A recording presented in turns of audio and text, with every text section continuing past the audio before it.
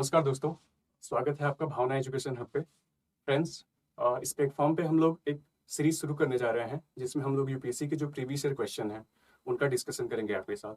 Friends, मेरा नाम है विनीत कुमार यादव। मैंने यूपीएससी के 5 अटेम्प्ट दिए हैं जिसमें मैंने 2 मेंस लिखा हुआ है, 2 सीएपीएफ का इंटरव्यू दिया हुआ है। फ्रेंड्स, मेरा सारे अटेम्प्ट में मैंने 5 अटेम्प्ट में लगभग 100+ स्कोर किया है। मेरे मार्क्स जो हैं फॉरेस्ट के कट ऑफ से भी बहुत ज़्यादा रहते हैं। इवन जो जनरल की कट ऑफ जाती है उससे मेरे मार्क्स 20 to 30 मार्क्स एक्स्ट्रा रहते हैं। ये मेरी मार्कशीट है 2021 में। मैंने 104 स्कोर किया था, आलो मैं सीसीट क्लियर नहीं कर पाया था। 2020 में मेरे मार्क्स 120 थे, सीसीट थोड़ा सा इश्यू हुआ था। 2022 इसका मैंने मेंस लिखा था, 22 और 23 का मैंने मेंस लिखा था। इसमें मेरे मार्क्स 115 और इस बार जो 23 का मार्क्स था उसमें मेरे मार्क्स अराउंड 112 to 115 वेरी कर रहे थे। आल्दो अभी तो मार्क्सिट आनी बाकी है, बट ठीक है, मैं इजीली क्वालिफाई कर गया था और सीसीट ये रहा। ठीक है फ्रेंड्स, हम लोग एक सीरीज शुरू करने जा रहे हैं जिसमें हम लोग यूपीएससी के जो पीवाईक्यू हैं उनका डिस्कशन करेंगे। सारे जो बच्चे होते हैं ना वो पूरे साल लगभग पढ़ते रहते हैं, जो स्टैटिक बुक होती है कोर उस पर ही अपना ज़्यादा ध्यान लगाते हैं, लेकिन वो जो प्रीवियस ईयर क्वेश्चन है उनका डिस्कशन नहीं कर, उस पर R&D नहीं करते हैं। और ये बहुत इंपॉर्टेंट है। अगर आप इजीली स्कोर करना चाहते हो ना 100+, उसके लिए आपको करना ही पड़ेगा। फ्रेंड्स, इस प्लेटफॉर्म पे हम लोग जो सीरीज स्टार्ट करने वाले हैं उसमें हम लोग यूपीएससी के जो प्रीवियस ईयर क्वेश्चन है उनका डिस्कशन करेंगे। प्रीवियस ईयर क्वेश्चन डिस्कशन करने का सबसे बड़ा जो मोटो है ना, मैं आपको बताना चाहता हूँ। अमूमन जो बच्चे होते हैं पूरा साल वो स्टैटिक पढ़ते रहते हैं, लक्ष्मीकांत स्पेक्ट्रम, लेकिन उनके जो क्वेश्चंस होते हैं ना वो उनके जो मार्क्स होते हैं ना वो 70 और 80s के बीच में फंस के रह जाते हैं। मेरे कुछ फ्रेंड्स हैं जो 8 to 10 आवर्स लगातार पढ़ते हैं, फिर भी उनके जो है ना यूपीएससी के कट ऑफ क्लियर नहीं होती है। वो सबसे बड़ी गलती यही करते हैं कि जो उनका टाइम यूपीएससी के पीवाईक्यूज हैं उन पे थोड़ा सा R&D करने पे लगाना चाहिए, वो वहां नहीं लगाते हैं। ठीक है, तो मैं थोड़ा सा बात करता हूँ ना कि हमें पीवाईक्यू क्यों करना चाहिए। सबसे पहले तो आपको पीवाईक्यू करने से ना वो एरियाज पता चल जाते हैं कि आपको इफर्ट कहाँ पे लगाना है। जैसा कि बोला जाता है ना कि यूपीएससी का जो सिलेबस है बिल्कुल वो बड़ा सा समंदर है। ठीक है, तो अगर आप बिना किसी गाइडेंस के अगर जाओगे ना तो आप तो पूरा समंदर खंगालते रह जाओगे, तो जो आपको जो सफलता मिलनी है ना वो उतनी मिल नहीं पाएगी। तो जो पीवाईक्यू होते हैं वो हमें बताते हैं कि कहाँ पढ़ना है। ठीक है, ऐसे ही करंट अफेयर में भी बताते हैं। ये तो स्टैटिक में बताते हैं कि स्टैटिक का ये जो पोर्शन है वो काफी इंपॉर्टेंट है एग्जाम के नजरिए से और हमें इसमें ज्यादा टाइम इन्वेस्ट करना है। ठीक है, ऐसे ही जो करंट अफेयर्स होते हैं, डेली बहुत सारी तमाम घटनाएं होती हैं और हम सुबह से लेके शाम तक करंट अफेयर की जो न्यूज आती है उसको पढ़ने लगते हैं, लेकिन ऐसा जरूरी नहीं होता है। यूपीएससी के हिसाब से कुछ ही न्यूज होती है ना जो इंपॉर्टेंट होती हैं। तो अगर आप पीवाईक्यू देखते हो बार बार तो आपको पता चल जाएगा कि ये मेरे काम की न्यूज है और ये मेरे काम की न्यूज नहीं है। तो इससे आपका इफर्ट बचता है, आपका टाइम बचता है। तो ये तो पहला हो गया कि आपका जो इफर्ट होता है ना पीवाईक्यू करने से वो बच जाता है और आपकी जो इफिशियंसी होती है वो बढ़ जाती है। पीवाईक्यू को करने का दूसरा लाभ ये होता है ना, आपका कॉन्फिडेंस आता है।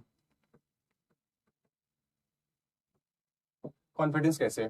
बाहर तो हवा मचा पड़ा है यूपीएससी के बारे में कि यूपीएससी जो है अनप्रिडिक्टेबल है, काफी टफ है, कहीं से भी क्वेश्चन पूछ लेती है। ये बात थोड़ी सही है और थोड़ी सी ना बढ़ा के कही गई है।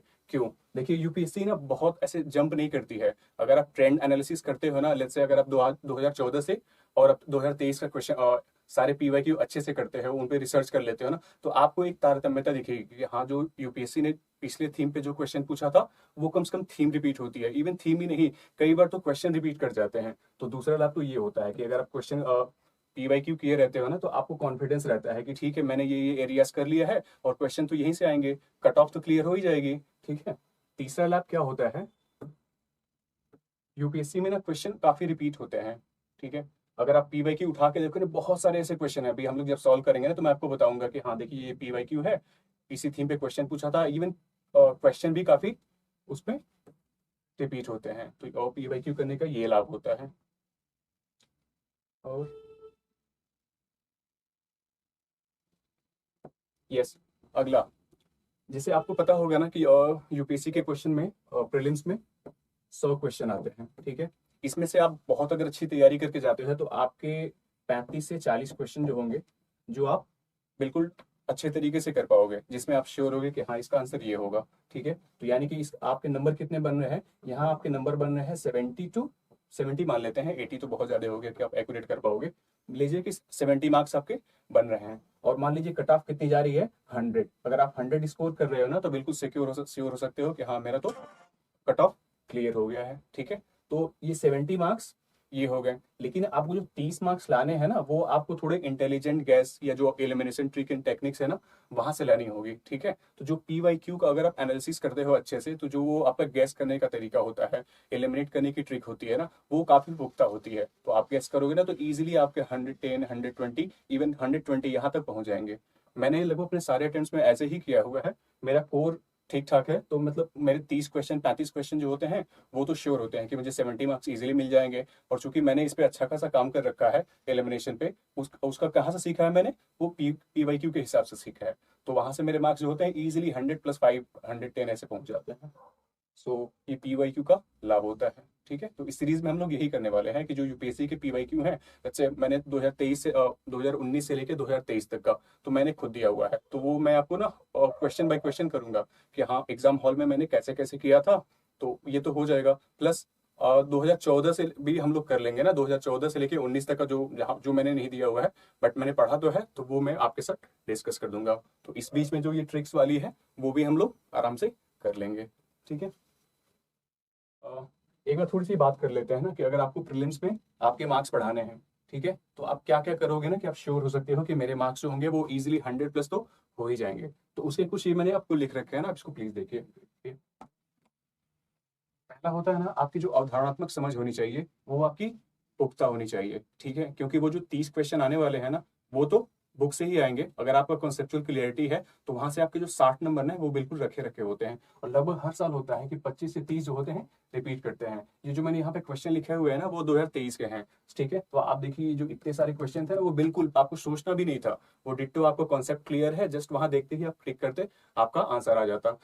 साथ ही जो आपके 70 क्वेश्चन जो बचे हुए हैं ना, इन सब के अलावा उसमें भी कहीं ना कहीं ऑप्शन में जो होता है ना, वो कॉन्सेप्ट्स आपके कोर कॉन्सेप्ट रहते ही रहते हैं। तो एक तो पहला अगर आप ये कर लेते हो ना कि जो आपके जो स्टैटिक सब्जेक्ट हैं, उन पे अगर आपकी अच्छी कमांड है, तो आप श्योर हो सकती है कि आपके जो मार्क्स होंगे ना, वो 100+ इजीली हो जाएंगे। ठीक है, इसके अलावा आप क्या कर सकते हो, लगभग 1 से लेकर 1.5 साल का जो करंट अफेयर है, वो आपका तैयार होना चाहिए। तो आप किसी अच्छे जो इंस्टीट्यूट हैं या फिर कोई भी जो कोचिंग है जो आपके करंट अफेयर कराते हैं, अगर आप वहां से करते हो, करीब 1-1.5 साल का होना चाहिए। और वो भी जो बहुत महत्वपूर्ण मुद्दे होते हैं ना, यूपीएससी उन्हीं से पूछती है। ये नहीं कि कहीं भी कुछ भी कोई नियुक्ति हो गई है, किसी की डेथ हो गई है, ये सब तो पूछता नहीं है। कुछ मेजर जो घटनाएं होती है ना, उनसे रिलेट करके पूछती है, वो भी जोड़ लेती है कॉन्सेप्ट के साथ। ठीक है, तो अगर आप ये करते हो ना, तो आप श्योर हो सकते हो कि जो करंट अफेयर के क्वेश्चन होंगे, मैं उसे इजीली कर लूंगा। मैं स्रोत बता देता हूँ। मैं ना मेनली 2 सोर्स से करता हूँ। एक होता है ओनली IAS, दूसरा है ये हिंदी मीडियम के बच्चे जो है ना, पता नहीं इसको क्यों फॉलो नहीं करते हैं, ये है रॉज IAS का DNS। एक बार मेरे कहने पे आप लोग देखिएगा। ठीक है, ये इंडियन एक्सप्रेस और जो द हिंदू होता है, उसके न्यूज के एनालिसिस करते हैं। करंट अफेयर रहता है, वो तो जस्ट बताते हैं कि हाँ ये न्यूज किस संदर्भ में है, उसके पीछे का जो बैकग्राउंड होता है ना, जो कोर कंसेप्ट होता है, ये लोग बहुत अच्छे तरीके से समझाते हैं। थोड़ा सा मुश्किल है क्योंकि इंग्लिश में होता है, तो मे भी हिंदी मीडियम वालों के लिए थोड़ा सा इशू करे, बट इनकी लैंग्वेज काफी ईजी होती है। तो एक बार प्लीज मेरे कहने पर ट्राई कीजिएगा आप लोग। ये 2 हो गए, और लास्ट में अगर आप करना चाहो या फिर करना भी चाहो आप, तो जो विजन की मंथली मैगजीन होगी, आई थिंक आप लोग करते ही होगे, तो विजन की मंथली मैगजीन, तो ये सारे ना कंप्लीमेंट होकर आपके लगभग 1-1.5 साल का करंट अफेयर होगा, वो काफी अच्छे से प्रिपेयर हो जाएगा। ठीक है, तो 2 काम ये कर लेना होगा। तीसरा, यूपीएससी में ना मैपिंग के क्वेश्चन आते हैं, बहुत ईजी होते हैं, बिल्कुल लो हैंगिंग फ्रूट होते हैं, कि मतलब एक बार आपने मैप प्रिपेयर कर लिया है ना, तो हो जाएगा, आराम से हो जाएगा। करने का तरीका क्या होगा, आपको बिल्कुल छोटे छोटे पढ़ने नहीं है कि ये पर्टिकुलर चीज कहाँ पे है। बस ध्यान दीजिए कि कहाँ, अगर कोई न्यूज जो है ना, रीजन अगर वो न्यूज में रहा है, तो यूपीएससी की टेंडेंसी यही है कि वो वहां से पूछ लेगा। जैसे अभी न्यूज 2019 में जो है ना, वो अमेरिका अफगानिस्तान को छोड़ के गया था, तो क्वेश्चन क्या आया था कि अफगानिस्तान की बॉर्डरिंग कंट्री कौन कौन है। ऐसे है रसिया और यूक्रेन में जो वार हुआ था, तो 2023 में क्वेश्चन क्या था कि जो यूक्रेन को बॉर्डरिंग कंट्री कौन है। तो आप इजीली प्रिडिक्ट कर सकते हो ना कि कौन से क्वेश्चन आएंगे। तीसरा, आपका जो सॉरी जो ये वर्ल्ड मैप है ना, वो थोड़ा एक बार अच्छे से तैयार कर लीजिए, बस एक बार पढ़ लीजिए, उसके बाद तो हो जाना है। पढ़ने का तरीका क्या होना चाहिए, जैसे आप एक दिन उठाइए, मान लीजिए अफ्रीका कॉन्टिनेंट है, ठीक है। तो एक दिन आप अफ्रीका का पूरा पॉलिटिकल पढ़ लीजिए कि इसकी ये वाले जो ओशन को टच करते हुए कंट्रीज कौन है, किस से जो है ट्रॉपिक ऑफ कैंसर गुजर रही है, किन से इक्वेटर गुजर रही है, किन से ट्रॉपिक ऑफ कैप्रिकॉर्न गुजर रही है। फिर अगले दिन क्या कर लीजिए, एक दिन ये हो गया, अगले दिन इसका फिजिकल कर लीजिए कि इसमें कौन कौन से डेजर्ट हैं, कहाँ कहाँ पे कौन सी झीलें हैं, कौन सी नदियां हैं, कौन से माउंटेन रेंजेस हैं, ठीक है ना। तो इतना कर लेने के बाद जब एक बार बेसिक कमांड हो जाएगी, फिर आप उनको करंट अफेयर से सप्लीमेंट करते रहिए कि जो न्यूज में है फिर वहां मैप उठाइए, वहां पे पढ़ लीजिए। तो तीसरा काम तो ये कर सकते हैं, तो आप श्योर हो सकते हो।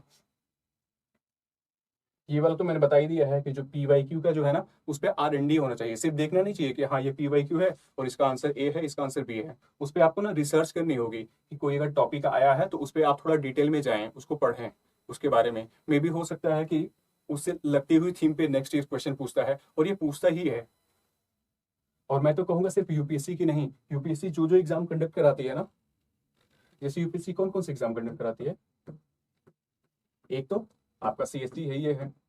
अच्छा, सीएससी का एग्जाम होता है ना, तो आप सीएससी के पीवाईक्यू आराम से और डिस्कस कर सकते हो। अगला सीएपीएफ से क्वेश्चन, ईपीएफओ, हर साल एनडीए और सीडीएस, यूपीएससी ये सारे एग्जाम कराती है। तो अगर आप इनके जो पीवाईक्यू हैं, लेट्स से आप अगर 2014 से उठा लेते हो, 2014 से अब तक के, तो जो वन लाइनर क्वेश्चन होते हैं ना, कभी कभी आता है, वो बड़े टफ क्वेश्चन बन जाते हैं। जैसे मान लीजिए कि पिछले साल क्वेश्चन कौन सा था, इल्मेनाइट, ठीक है, वो पीवाईक्यू है, वो पीवाईक्यू सेम थीम रिपीट किया था। ऐसे ही जो हनी बी वाला था ना, बड़ा यूनिक सा अजीब सा क्वेश्चन था कि जो इसमें से कौन सी होती हैं जो वैगल डांस करके अपने जो साथी होते हैं उनको अट्रैक्ट करती हैं फूड के लिए। तो उसका आंसर था हनी बी, और वो था क्या, पीवाईक्यू था। जो ऐसे बड़े यूनिक से क्वेश्चन बनते हैं ना, वो ऐसे नहीं होते हैं, वो कहीं कहीं किसी एग्जाम में आए हुए होते हैं। अगर आप उनको प्रिपेयर कर लेते हो तो आप श्योर हो सकते हो कि हाँ मेरा वो सही हो जाएगा, ठीक है। तो एक काम करना ही है कि यूपीएससी जो एग्जाम कराती है वो, प्लस जो जितने अदर स्टेट वाले एग्जाम है ना, जैसे मान लो आपका बीपीएससी हो गया, एमपी पीसीएस हो गया, आपका राजस्थान हो गया, यूके का पीसीएस हो गया, तो इनके इनके जो पीवाईक्यू है ना, उनका भी कर लीजिए, तो काफी हेल्पफुल रहेगा। एटलीस्ट आपके जो बड़े यूनिक से क्वेश्चन आते हैं ना, वो तो डील हो जाएंगे ऐसे ही। ये हो गया। ये मैं क्वेश्चन यहाँ पे लिखा हुआ है कि ये वाले जो क्वेश्चन है ना, इसकी थीम रिपीट हुई है। जैसे इस बार क्वेश्चन था क्वेश्चन नंबर 24 वाला, वो उसका आंसर था ओपन मार्केट ऑपरेशन। और ये ओपन मार्केट ऑपरेशन पे ना पिछले साल क्वेश्चन पूछा हुआ है। तो अगर आपने पीवाईक्यू किया होता है अच्छे से, तो ये वाला क्वेश्चन तो आराम से कर सकते थे आप। अगला एमएसपी पे इस बार भी क्वेश्चन था, और एमएसपी पे कई साल मतलब हर साल पूछता है, थोड़ा थोड़ा तो में रहता है ना, या तो ऑप्शन में रहता है या फिर इस पर क्वेश्चन ही पूछा हुआ होता है। तो अगर आप R&D कर किए होते हैं ना, तो इजीली उसका आंसर कर सकते थे, ठीक है। ऐसे ही ये सारे क्वेश्चन है जो पीवाईक्यू पे थीम पे रिपीट हुए हैं, ठीक है। ये सबसे इंपॉर्टेंट है, ये वाला intelligent gas elimination tricks and techniques, ठीक है। इसके बिना मुझे लगता है ये सीएससी का जो एग्जाम है ना, थोड़ा मुश्किल होने होता है। क्यों? क्योंकि आप कितना भी पढ़ लो ना, मैक्स टू मैक्स कितना कर पाओगे, 35 से 40, ठीक है। सिर्फ आप 35-40 क्वेश्चन करके तो आओगे नहीं, ठीक है। आपको कम से कम वहां पे 80 to 90 क्वेश्चन करने होते हैं, ठीक है। तो जो बचे हुए क्वेश्चन है ना, उनको आप कैसे करोगे, थोड़ा इंटेलिजेंट गैस करोगे, एलिमिनेट करोगे, ठीक है। तो इसके लिए आपको थोड़ा इस पे वर्क करना होगा। और उसका सबसे बढ़िया तरीका क्या होता है ना, कि आप जो यूपीएससी के जो पीवाईक्यू हैं, उन्हीं पे अपना ट्राई कीजिए। क्योंकि कोचिंग मटेरियल पे अगर ट्राई करोगे ना, तो थोड़ा मुश्किल होता है, क्योंकि वो लोग ना असल की नकल करते हैं। यूपीएससी के जो पीवाईक्यू होते हैं ना, उसी को तो ध्यान में रख के बनाते हैं। और चूंकि नकल करते हैं ना, तो आप श्योर नहीं हो सकते हो कि वो है कि नहीं है सही, ठीक है। तो अगर आपको लॉजिक जो डेवलप करना है ना, वो पीवाईक्यू के हिसाब से डेवलप कीजिए। उसका हम लोग यही वही कराने वाले हैं कि जो पीवाईक्यू क्वेश्चन है, उस पर हम लोग सॉल्व कराएंगे, तो उसके हिसाब से अपने अपने लॉजिक बना लीजिएगा और उसको प्रैक्टिस कीजिएगा। सो इतना सारा अगर काम करते हो ना, तो आप श्योर हो सकते हो कि आपके मार्क्स जो होंगे ना, वो चाहे पेपर कैसा भी हो, 100+ इजिली हो जाएगा, ठीक है।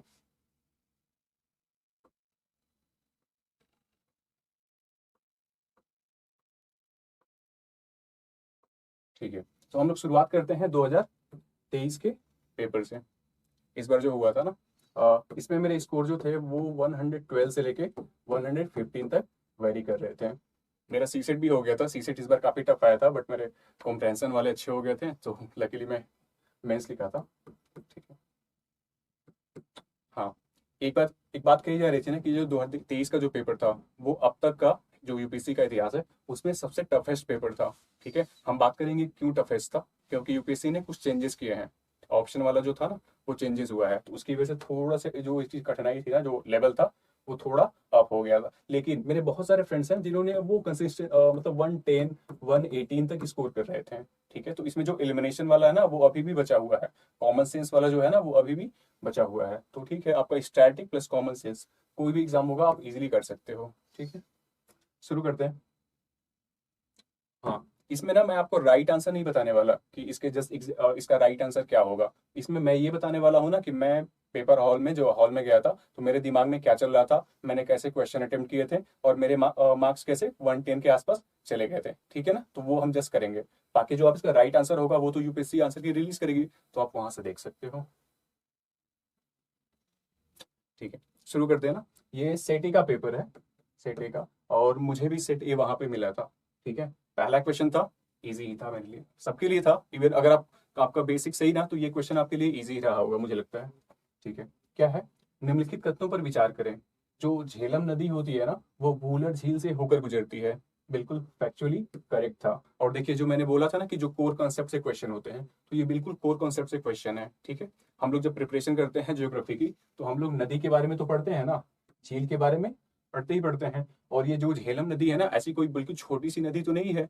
जब हम लोग जो वो पंचनद पढ़ते हैं ना इन द सिस्टम का, तो झेलम उसमें इंपॉर्टेंट रिवर है, तो हम लोग पढ़ते भी हैं कि जो झेलम नदी होती है वो वुलर झील से गुजरती है। तो ये तो फैक्चुअली बिल्कुल सही था। ठीक है, अगला, कृष्णा नदी जो है ना वो सीधे कोलेरू झील को जल प्रदान करती है। ठीक है, ये देखिए कृष्णा नदी और कोलेरू लेक दोनों ये इंपॉर्टेंट रिवर है और ये इंपॉर्टेंट लेक है। थोड़ा आपको पता होगा ना कि जो ये कोलेरू कृष्णा रिवर है ना वो नीचे से फ्लो करती है, कोलेरू थोड़ा से उसके ऊपर पड़ जाता है। ठीक है ना, तो ये भी ठीक था, कोर्स से क्वेश्चन था, स्टैटिक वाला था। गलत है, स्टेटमेंट तो गलत है ना, लेकिन था ये स्टैटिक। ठीक है, अगला, जो गंडक नदी होती है ना के घुमाव मोड़ के से सॉरी गंडक नदी के घुमावदार मोड़ से कांवर झील का निर्माण हुआ है। ठीक है, ये तो ये वाली नदी जो है आपके कोर कॉन्सेप्ट में आ जाएगी। प्लस अब इतना तो कोई फैक्चुअली करेक्ट हो नहीं सकता है, याद नहीं रख सकता है, लेकिन ये जो कांवर झील है ना कवरताल, वो उस साल करंट अफेयर में था क्योंकि इसको रामसर साइड एड किया गया था। ठीक है, तो ये न्यूज से क्वेश्चन था, इजी था। ठीक है, हम लोगों ने कावरताल काफी पढ़ा हुआ था, तो ये तो फैक्ट सही है। ठीक है, तो इसमें से आपके दो स्टेटमेंट है सही हो जाएंगे, तो इसका आंसर क्या होगा, केवल दो। ठीक है, तो मैं इसको इजी ही मानूंगा क्योंकि ठीक है बिल्कुल बेसिक्स था। सो ठीक है, दूसरा क्वेश्चन करते हैं। हाँ देखिए, एग्जाम नहीं है, जो यूपीएससी का एग्जाम है ना वो पेशेंस का है, वो आपका पेशेंस टेस्ट करता है। कभी कभी ये होगा ना कि आपके जो स्टार्ट के ही जो 4-5 क्वेश्चन होंगे उसमें आपको बिल्कुल हवा नहीं लगेगी। ठीक है, तो जिनका डगमगाना होगा ना वो पहले ही बिल्कुल डर जाएंगे। ठीक है, सेम ये क्वेश्चन हुआ था, जैसे इसमें ये क्या है, कामराज फोर्ट के बारे में था, मुंद्रा फोर्ट के बारे में था। ठीक है, ऑनेस्टली बताऊं मुझे इन दोनों के बारे में मैंने ज्यादा सुन नहीं रखा था। ठीक है, तो ये मुझे दो तो बिल्कुल नहीं आ रहे थे, तीसरा वाला बस मुझे आ रहा था कि हाँ ये जो विशाखापत्तनम पोर्ट है, ये क्या है, पोर्ट भारत का सबसे बड़ा कंटेनर बंदरगाह है। ऐसा तो नहीं है ना, हम लोग पढ़ते हैं ना कि वो जो आपका जेएनपीटी है, जवाहरलाल नेहरू पोर्ट ट्रस्ट जो महाराष्ट्र का है, वो सबसे बड़ा कंटेनर पोर्ट है। तो मुझे सिर्फ एक पता था इसमें। ठीक है, बाकी दो में मुझे हवा नहीं लग रही थी। तो और ये एक तो देखिए ये दूसरा ही क्वेश्चन में मुझे आ ही नहीं रहा था। ठीक है, तो इसे मैंने स्टैंड बाय पे रखा था कि मैं बाद में अगर क्वेश्चन का पढ़ेंगे तो कर लूंगा, तो शायद मैंने इसको किया नहीं था क्योंकि सिर्फ मुझे एक पता था कि ये वाला स्टेटमेंट गलत है, तो सभी तीन तो नहीं होंगे, सिर्फ मैं एक एलिमिनेट कर पाया था, बाकी अभी आपके तीन बचे थे। ठीक है, तो मैंने शायद इसको छोड़ दिया था। आपको भी यही करना है। ठीक है, पहले क्वेश्चन है, अगर नहीं आ रहा है ना तो आप इसको स्किप करिए, घबराने की बात नहीं है, आगे बहुत सारे ऐसे क्वेश्चन मिलेंगे ना जो आपके रेंज में होंगे, तो आप उनको करिएगा, पूरा भी करना भी नहीं है। हाँ, एक बार बात कर लेते हैं ना कि हमें क्वेश्चन कितने करने चाहिए। ठीक है, तो मैं तो हर बार लगभग 90+ अटेम्प्ट करता हूँ। ठीक है, मेरा गेस अच्छा है ना, तो मुझे पता होता है कि हाँ जो थोड़ा मैं अगर गेस करूंगा ना तो जो नुकसान होगा उसकी भरपाई मैं कर लूंगा आराम से। ठीक है, तो मैंने इस बार 93 अटेम्प्ट किए थे, मैंने 7 क्वेश्चन छोड़े थे और लगभग सारे अटेम्प्ट में, इवन जिसमें मेरे 120 मार्क्स आते हैं उसमें मैंने 97 अटेम्प्ट करे थे। पिछले साल में थोड़ा एलिमिनेशन अच्छा बहुत हो जाता था, अभी थोड़ा टफ हो गया था। पहले क्या होता था ना, यहाँ पे जो ऑप्शन बनता था वो ऐसे बनता था कि मान लीजिए 1 2 2 3 1 2 3 जो भी था। ठीक है, तो अगर आपको एक पता होता था कि ये तीसरा नहीं है, ठीक है, तो तीसरा पकड़ के आप एलिमिनेट करते आपका आंसर आता था। लेकिन अभी ये वाली जो चेंजिंग हुई है ना, इसमें थोड़ा एलिमिनेशन करना थोड़ा मुश्किल हो गया है, ठीक है। तो आप एलिमिनेट यहाँ से कर सकते हो, यहाँ पे थोड़ा मुश्किल हो रहा है, ठीक है। बट आगे बहुत सारे ऐसे क्वेश्चन थे जो इजी इजी थे, तो मैंने सोचा कि लास्ट में कर लूंगा। मेरे क्वेश्चन ठीक ठाक आगे हो गए तो शायद मैंने छोड़ दिया था इसको। हाँ, ये बिल्कुल बेसिक क्वेश्चन था। हम लोग बेसिक एनसीईआरटी पढ़ते हैं, और मैं आपको बोलूंगा ना कि जो इवन आप हिस्ट्री के लिए और ज्योग्राफी के लिए, इन दो सब्जेक्ट के लिए तो प्लीज प्लीज प्लीज आप एनसीईआरटी कीजिएगा कीजिएगा। और हाँ, हिस्ट्री ज्योग्राफी के लिए, जैसे ये वाला क्वेश्चन हम लोग फॉरेस्ट टाइप के बारे में पढ़ते हैं ना, और वहां पे बिल्कुल लिखा होता है, जैसे पढ़िए क्या लिखा है।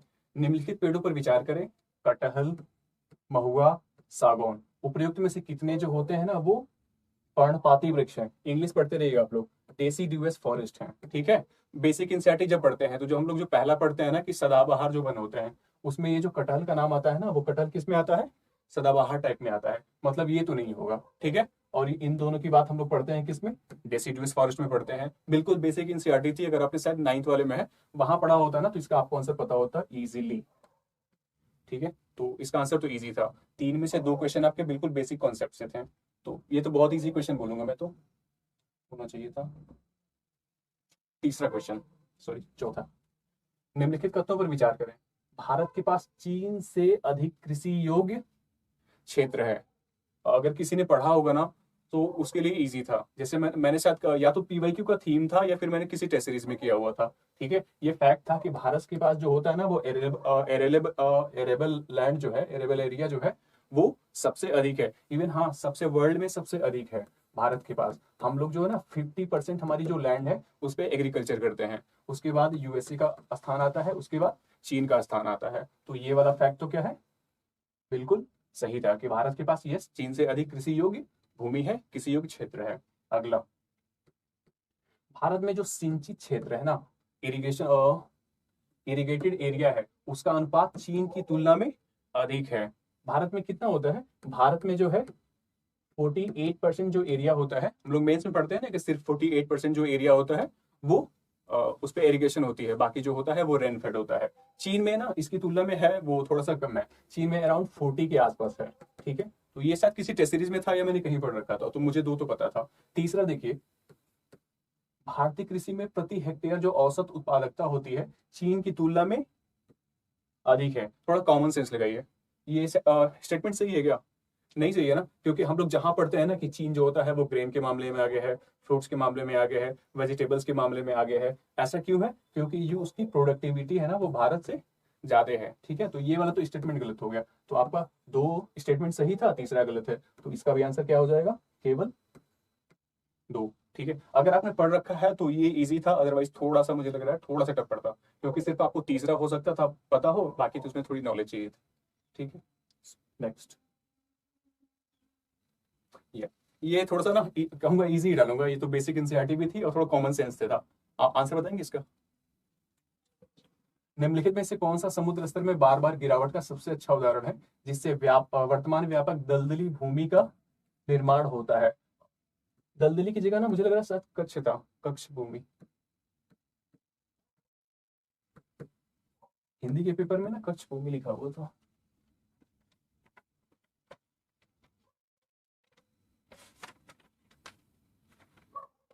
ठीक है। मेन क्वेश्चन, सॉरी जो ओरिजिनल वाला क्वेश्चन था ना उसमें सीधा सीधा लिखा हुआ था, जिसकी लैंग्वेज मैच की थी, या तो आपको पता होता या वहां से ना सीधा लिखा हुआ था कि कच्छ भूमि का निर्माण होता है, तो इसका आंसर यहाँ से था। और हम लोग पढ़ते भी है ना, जब एनसीईआरटी का पढ़ते हो तो उसमें बताया जाता है कि जो भारत का ये वाला जो रीजन है ना, ये वाला रीजन है वो पहले क्या था, समुद्र था, और हमें इसमें जीवाश्म वगैरह मिलते हैं ना, हम लोगों ने पढ़ रखा होता है। तो इन तीनों में से आंसर कौन सा था, सीधा लिखा हुआ है कच्छ का रण और कच्छ भूमि। वर्ड से आप मैच भी कर सकते थे, और या तो आपको पता होता, ठीक है। तो ये भी बेसिक क्वेश्चन था और इजी था मेरे हिसाब से। यस, भारत के कुछ तटीय इलाकों में प्रचुर मात्रा में इल्मेनाइट और रूटाइल, ठीक है। अभी जो मैं बात कर रहा था आपसे ना कि पीवाईक्यू करना चाहिए, सिर्फ यूपीएससी की नहीं, अदर स्टेट्स के भी। जैसे अभी मैं बीपीएससी के क्वेश्चन बना रहा था किस कहीं बीपीएससी वाले में, तो शायद जो 2022 की बीपीएससी हुई थी ना 67 और 68, वहां पे ये सीधा सीधा क्वेश्चन था इल्मेनाइट के बारे में कि निम्न में से कौन पाया जाता, मतलब ये पीवाईक्यू था इल्मेनाइट के बारे में हाँ, तो अगर आपने वो PYQ किया होता ना तो आप इजीली बिना सोचे मार सकते थे कि इसका आंसर क्या होगा, टाइटेनियम। बट ऑनेस्टली बता रहा हूँ, मुझे वहां नहीं पता था, ठीक है, बट फिर भी मेरा आंसर सही था। कैसे? इसके बारे में तो हम लोग बचपन से पढ़ते आ रहे हैं, इसके बारे में बचपन से पढ़ते आ रहे हैं, इसके बारे में बचपन, क्योंकि ना मैंने तो तीनों पढ़ रखे थे और तीनों को मुझे और पता था कि इनके अयस्क जो होते हैं ना क्या होते हैं, ठीक है। लेकिन इल्मेनाइट और रूटाइल ये तो नहीं पढ़ा था कि इन तीनों इनके तीनों के जो अयस्क होते हैं ना ये होते हैं। तो चौथा ऑप्शन ऑटोमेटिक बच गया था और मैंने ये टिक किया था, मेरे आंसर सही थे, ठीक है। तो जो गेस करने का तरीका होता है ना, थोड़ा रिस्क लेने का तरीका होता है, ये भी होता है कि आपने जो पढ़ा हुआ नॉलेज है ना उस पर आप विश्वास कीजिए, ठीक है। बचपन से पढ़ते आ रहे हैं इन सब के बारे में कि इनके ओट्स क्या होते हैं, अगर नहीं सुना है तो बाकी 4 में से 3 में नहीं पता है तो ऑटोमेटिक आपका चौथा तो आंसर होगा ना। सो ये वाला लॉजिक होता है, ठीक है। तो वो PYQ जो होते हैं ना, इसकी समझ यहाँ से देख लीजिए, सिर्फ यूपीएससी की नहीं, जो अदर एग्जाम्स होते हैं ना इंपॉर्टेंट वाले, BPSC हो गया, MP का हो गया, राजस्थान का हो गया, उत्तराखंड का हो गया, जो घटना चक्र वाली बुक होती है आप उसको कर लो, सफिशियंट होता है, क्योंकि ना उसमें कवर रहता है, आप ये कर सकते हो। तो इजी रखूंगा, इसको भी इजी था, ये वाला, ये भी इजी क्वेश्चन था। अगर आप थोड़ा सा स्टैटिक पढ़े हुए हो और करंट अफेयर से पूरे साल अपडेट रहते हो ना, तो लगभग लगभग सारी कंट्रीज जो है ना वो न्यूज में रहती हैं। पूछ क्या रहा है कि जो है ना वो 3/4 जो कोबाल्ट होता है ना, विश्व का जो लगभग 3/4 कोबाल्ट होता है वो कहाँ उत्पादित होता है, ठीक है। अर्जेंटीना में होता है क्या, हम लोग जब पढ़ते हैं ना वो ट्रायंगल, ठीक है, तो वो लिथियम ट्रायंगल पढ़ते हैं ना, क्या क्या होता है, अर्जेंटीना, बोलीविया और सी से चिली, ठीक है। तो ये जो अर्जेंटीना होता है वो किसके लिए है, ट्रायंगल फेमस किसके लिए है, लिथियम के लिए है, तो मतलब अर्जेंटीना तो ऑप्शन नहीं होगा, ठीक है। कजाकिस्तान पढ़ते हैं, जो सेंट्रल एशियन कंट्री है, वो किसके लिए फेमस है, यूरेनियम के लिए पढ़ते हैं ना। अगर सेंट्रल एशियन कंट्री से मेंस का वो है थीम कि अगर हम लोग पढ़ते हैं ना सेंट्रल एशियन कंट्री से हमारा रिलेशन अच्छा होता है ना, तो हमारी जो यूरेनियम की नीड होती है ना हम वहां से पूरा कर सकते हैं, ठीक है। तो मतलब कजाकिस्तान भी नहीं होगा। ऑप्शन में बचा क्या, एक बोत्सवाना बचा और एक कॉन्गो DRC बचा, ठीक है ना। तो मैंने रिस्क लिया था, इन दो में से एक्चुअली मैं श्योर नहीं था, फिर भी मैंने DRC लिया था, क्योंकि ना ये बहुत ज्यादा न्यूज में तो रहती नहीं है, ठीक है, DRC रहती है, एक इंपॉर्टेंट कंट्री है उसके हिसाब से मिनरल्स के। तो इसका आंसर ये था, ठीक है, इजी कहूंगा, टफ तो नहीं था। निम्नलिखित में से कौन सा जो कॉन्गो बेसिन का हिस्सा है, मैपिंग, जो मैंने आपसे बोला था ना कि एक बार ईमानदारी से ना जो सारे सारे कॉन्टिनेंट्स हैं, एक दिन अफ्रीका को उठा लो, एक दिन साउथ अमेरिका, एक दिन एशिया, ऐसे ही सारे कॉन्टिनेंट का, ठीक है, उनका फिजिकल कर लीजिए, उनका पॉलिटिकल कर लीजिए, तो क्वेश्चन जो यूपीएससी के होते हैं ना वो डील हो जाएंगे इजीली। जैसे अगर आप अफ्रीका वाला करते हैं ना, तो ये कॉन्गो बेसिन का हिस्सा कौन है इजीली पता होता था, ठीक है। नाइजीरिया बिल्कुल उधर साइड में पड़ जाता है, साउथ सुडान इधर पड़ जाता है, युगांडा जो है नीचे पड़ जाता है, तो कॉन्गो वाले उसमें बेसिन में कौन आता है, कैमरून, ठीक है। बिल्कुल बेसिक था, सोचने की जरूरत नहीं थी, ये तो आपको पता होना चाहिए था, इजी क्वेश्चन था मैपिंग के हिसाब से, ठीक।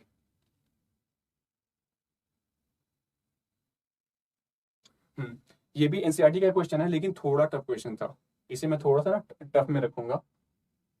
अमरकंटक की जो पहाड़ियां हैं वो विंध्या और सह्याद्री पर्वतमाला के संगम पे है। आप बताइए, जो ये पहले एक मैप बना लेते हैं ना, जैसे मान लीजिए ये इंडिया का मैप है, ठीक है, तो उसमें जो अमरकंटक की पहाड़ियां है ना वो कहीं यहाँ पे लाई करती हैं, ठीक है। और ये विंध्यन वाली रेंज तो मान लीजिए ये है, विंध्या की रेंज ये है, और सह्याद्री क्या है, सह्याद्री जो ये आपके महाराष्ट्र और कर्नाटक में जो वेस्टर्न घाट की हिल्स पहाड़ियां हैं ना उनको सह्याद्री कहते हैं। तो ये तो बिल्कुल बेसिक फैक्ट है ना कि जो अमरकंटक की पहाड़ियां हैं क्या वो बेसिक सॉरी विंध्यन और सह्याद्री के संगम पे है, यहाँ पे है क्या, उल्टा बोल गया ना, ये तो कहीं यहाँ पे लाई कर रहा है, तो ये तो बिल्कुल पक्का गलत था। दूसरा, ये बिलिरंगन की जो पहाड़ियां हैं वो सतपुड़ा पर्वत श्रृंखला का सबसे पूर्वी भाग है। जो बिलिरंगन की पहाड़ियां हैं ना वो कर्नाटक में आती हैं, ठीक है, और सतपुड़ा पर्वत आपका यहाँ पे होता है, तो सबसे पूर्वी भाग है क्या, ये भी स्टेटमेंट गलत था, ठीक है। बट ये आपको बिलिरंगन की पहाड़ियां पता है कि नहीं पता है, थोड़ा डाउट था, ठीक है, तो ये वाला स्टेटमेंट गलत था। तीसरा, जो शेषाचलम की पहाड़ियां हैं वो पश्चिमी घाट का सबसे दक्षिणी भाग है। शेषाचलम की पहाड़ी कहाँ पे है, या एक ये चीज जो इंडिया का मैप होना चाहिए ना थोड़ा डिटेल में होना चाहिए कि कौन सी पहाड़ी, छोटी छोटी पहाड़ियां भी कहाँ पे हैं, आपको ये पता होना चाहिए था। तो जैसे जो शेषाचलम की पहाड़ियां होती है ना ये यहाँ पे है, ठीक है, ईस्टर्न घाट में है, और ये क्या बोल रहा है, पश्चिमी घाट का सबसे दक्षिणी भाग है, पश्चिमी घाट यहाँ है, बिल्कुल अपोजिट बोल दिया है। तो ये तो बिल्कुल गलत था। बेसिक था, बेसिक एनसीईआरटी से क्वेश्चन था, बशर्ते आपने जो वो मैपिंग के उसमें जो मैप बने हुए हैं ना, वहां से आपने गो थ्रू किया होगा तो ये क्वेश्चन इजी से हो जाता। ठीक है, दूसरे स्टेटमेंट की वजह से थोड़ा टफ क्वेश्चन बन गया था, अदरवाइज पहले और तीसरा तो इजी था। ठीक है, तो इसका आंसर क्या होगा? तीनों स्टेटमेंट गलत है, तो इसका आंसर होगा, कितने सही हैं? तो नन ऑफ द एबव, कोई नहीं इसमें से सही है। ठीक है, इजी ही कहूंगा, हो सकता था। यप, ये क्वेश्चन मेरा गलत हो गया था। देखिए कैसे, कनेक्टिविटी पर भारत की जो परियोजनाएं हैं उनके संदर्भ में विचार करना था। पहला था कि जो आपका गोल्डन और क्वाड्रिलेटरल है ना, स्वर्णिम चतुर्भुज परियोजना है, उसके तहत पूर्व पश्चिम गलियारा जो है वो डिब्रूगढ़ और सूरत को जोड़ता है। ठीक है, आपने पढ़ रखा होगा जो गोल्डन क्वाड्रिलेटरल होता है हमारे देश की जो 4 मेजर सिटीज हैं उनसे गुजरता है ना, दिल्ली, कोलकाता, मुंबई और इन चारों को कनेक्ट करता है। ठीक है, ये गुजरात में पहुंच गया, ये उधर आसाम में पहुंच गया। गलत है ना, तो ये तो आपका गलत हो जाएगा, ये मैंने गलत कर लिया था। इधर देखिए, ये जो तीसरा वाला था ना, मुझे पता नहीं था, बस नाम सुन रखा था। जब हम लोग आईआर के क्वेश्चन पढ़ते हैं ना कि तो आईएमटी का नाम सुनते हैं ना, इंडो म्यांमार और थाईलैंड पढ़ते हैं, लेकिन इतना डीप में मैंने नहीं पढ़ रखा था कि ये मणिपुर में मोरे से गुजरता है या थाईलैंड में चियांग से गुजरता है। तो मुझे लगा क्या पता फैक्ट दिया होगा ये सही होगा, और थोड़ा सा लॉजिक ये भी होता है ना कि बड़ा यूनिक सा अगर फैक्ट होता है ना उसके बारे में, तो मे भी थोड़ा सही होने के चांसेस होते हैं। तो मैंने रिस्क लिया था कि हो सकता है सही होगा, और ये ना गलत था आई थिंक, ये ना गलत था। मैंने जब बाद में आके चेक किया था, कोचिंग से मिलाया था, तो वो गलत हो रहा था। तो ठीक है, इसमें रिस्क नहीं लेना है, सारे क्वेश्चन तो आपको सही नहीं होने हैं। आपको अल्टीमेटली कितने लाने हैं? 200 में से 100 ही तो लाने हैं। तो अगर आप गेस करोगे ना तो कुछ क्वेश्चन गलत होंगे, आपको कुछ क्वेश्चन बिल्कुल नहीं आएंगे, तो परेशान नहीं होना है। जो इजी वाले क्वेश्चन है ना, जो लो हैंगिंग फ्रूट है, उसको नहीं छोड़ना है। जो बिल्कुल टॉप पे है, जो बिल्कुल टफ लेवल का है, ठीक है गलत हो जाएगा, क्या फर्क पड़ता है। तीसरा, जो बांग्लादेश, चीन, भारत, म्यांमार, ऐसा कुछ सुन रखा है क्या? भारत, चीन, म्यांमार, शायद मैंने सुन तो नहीं रखा था। ठीक है, वो आर्थिक गलियारा उत्तर प्रदेश के वाराणसी को चीन के कुनमिंग से जोड़ता है। उस समय पता नहीं मैंने सही किया था कि गलत किया था, बट ये आंसर मेरा ना गलत हो गया था। इसका आंसर परहैप्स, इसका आंसर क्या होगा? मैंने शायद उस टाइम पे अपने हिसाब से ना शायद 2 मारा था कि नहीं 1 मारा था। मैंने सिर्फ इसको सही मारा था और इसको गलत माना था। बाद में आके पता चला ना कि शायद तीनों गलत था। ठीक है, तो ये वाला रिस्क क्वेश्चन था, टफ क्वेश्चन था, गलत होगा कोई बात नहीं, परेशान नहीं होना है, आगे बहुत इजी इजी क्वेश्चन मिल जाएंगे। सो मैंने रिस्क लिया था, गलत गया मेरा। ये वाला इजी क्वेश्चन था, काफी इजी था अगर आप थोड़ा सा दिमाग लगाते तो। निम्नलिखित कथनों पर विचार करें। कथन एक, हाँ इस बार जो यूपीएससी ने जो इंट्रोड्यूस किया है ना, वो 2 तरीके के क्वेश्चन इंट्रोड्यूस किए हैं। एक तो अपना इस टाइप का कि केवल 1, केवल 2, केवल 3, और दूसरा इस टाइप का कि जो कथन 1 है ना, सॉरी कथन 2 है, वो कथन 1 की व्याख्या करता है कि नहीं करता है। तो थोड़ा इसमें ना आपको एक्स्ट्रा कॉशियस होने की जरूरत है। हो सकता है कि आपको दोनों स्टेटमेंट पता हो, लेकिन ना आप इन 2 में बिल्कुल कंफ्यूज हो जाओ और गलत कर लो कि ठीक है ये 2 वाला व्याख्या करता है कि नहीं करता है। ठीक है, इस वाले में तो थोड़ा इसमें ना सचेत होने की जरूरत थी। पढ़िए, जो भारत है, भारत यूरेनियम भंडार होने के बावजूद अपने अधिकांश जो बिजली उत्पादन है उसके लिए कोयले पे निर्भर है।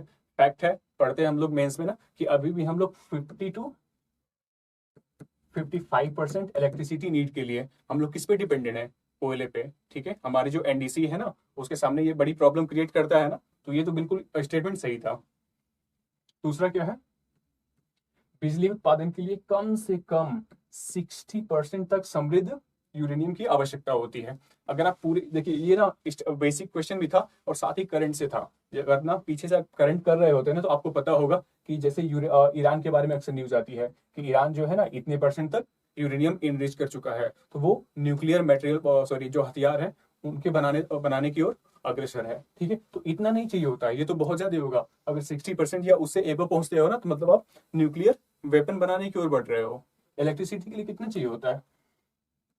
3 से 5% चाहिए होता है। तो याद रखिए ना, जहां अगर बहुत अगर डाटा रहे ना और डाटा बड़ा एक्सट्रीम टाइप का चल रहा होगा, ठीक है, तो उसके गलत होने के चांसेस है। तो ये स्टेटमेंट गलत था। ठीक है, तो हो गया। इसका आंसर क्या है? पहला क्वेश्चन सही है और दूसरा गलत है।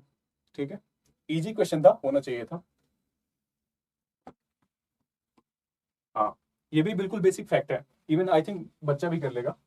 जैसे हम लोग बचपन से पढ़ते हैं ना कि जो मार्सुपियल होते हैं भारत के प्राकृतिक रूप में नहीं पाए जाते हैं। अब अगर आपने सुन रखा है कि नहीं, मार्सुपियल मतलब क्या होता है? जो कंगारू टाइप के जानवर हो ना, ऐसे जानवर जो उनके सामने पाउच रखते हैं, उनके बेबीज जो होते हैं ना थोड़े से इमेच्योर पैदा होते हैं, तो उनको अपने पाउच में रखते हैं, वहां पे वो फीड कराते हैं, फिर वो डेवलप होकर बाहर निकल लेते हैं। तो ऐसा कुछ सुना है क्या कि कंगारू जो होता है भारत में पाया जाता है?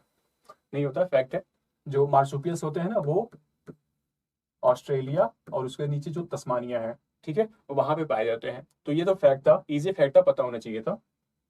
दूसरा, मार्सुपियल जो होते हैं ना वो केवल केवल पर्वतीय घास के मैदानों में ही पनप सकते हैं, जहां कोई भी शिकारी नहीं होता है। जो हम लोग इलिमिनेशन की बात कर रहे थे ना, इलिमिनेशन वो बहुत कुछ अजीब सा नहीं, रॉकेट साइंस नहीं होती है, वो कॉमन सेंस होता है। जरा इसकी इंग्लिश पढ़िएगा क्या बोल रहा है कि जो marsupials can thrive only in mountain grassland with no predator. ठीक है, तो ये जो ओनली है, नो है ना, ये एक्सट्रीम बोल रहा है कि जो सिर्फ घास के मैदानों में, सॉरी, घास के मैदानों में पाए जाएंगे, पर्वतीय घास के मैदानों में, जहां कोई भी शिकारी नहीं होगा। ऐसा लॉजिक क्या लग रहा है? क्या ऐसा हो सकता है कि कहीं भी ना हो? अगर आप नेट जियो देखोगे ना, तो जो ये मार्सुपियल होते हैं ना, कंगारू होता है, उसका शिकार जो वहां के ना डोंगो जो होते हैं, कुत्ते, वो कर लेते हैं। तो ऐसा तो नहीं होगा कि कोई भी इकोसिस्टम है उसमें कोई वो ना हो। तो ये बड़ा एक्सट्रीम था, एलिमिनेशन से आप हटा सकते थे। ठीक है, तो पहला स्टेटमेंट सही हो गया है, दूसरा गलत है। इजी क्वेश्चन था। ठीक है,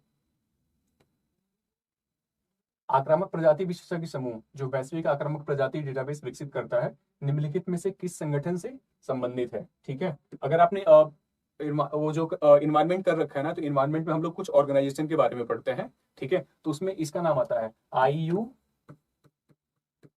ठीक है, और ये IUCN है ना, वो आपका रेड डाटा बुक निकालता है। ठीक है, उसमें वो निकालता है ना कि उनकी कैटेगरी क्या है, कौन उसमें क्रिटिकली इंडेंजर्ड है, वनरेबल है। ठीक है, तो मुझे एग्जैक्टली टू बी ऑनेस्ट मैं बता रहा हूँ, मुझे पता नहीं था। ठीक है, लेकिन मुझे ये पता था कि जो आयुष्यन की प्रकृति है ना, वो यही काम करता है कि कोई ना कोई वो डाटा वाटा निकालता है, लिस्ट निकालती है। ठीक है, तो मैंने रिस्क लिया था, थोड़ा सा रिस्क लिया था, और मुझे इसका लाभ मिला था, 2 मार्क्स इजीली मिल गए थे। और हाँ, थोड़ा सा इलिमिनेट करना सीखिए ना आप। जो ऑर्गेनाइजेशन होते हैं ना, उनकी कार्य की प्रकृति पहचान लीजिए। कि जैसे मान लीजिए सिर्फ ये इन्वायरमेंट में नहीं, इकोनॉमी वाले में, कि मान लीजिए जो वर्ल्ड बैंक है वो किस स्फीयर में काम करता है, IMF है वो किस स्फीयर में काम करता है, तो आपको हेल्प करेगा। जैसे ना मुझे UNF का पता था कि ये सब तो नहीं करता है, या WWF का पता था कि ये काम नहीं करता है, तो मतलब बहुत चांसेस है ना कि यही आंसर हो। और मैंने रिस्क ले लिया था और मुझे आंसर मिल गया था।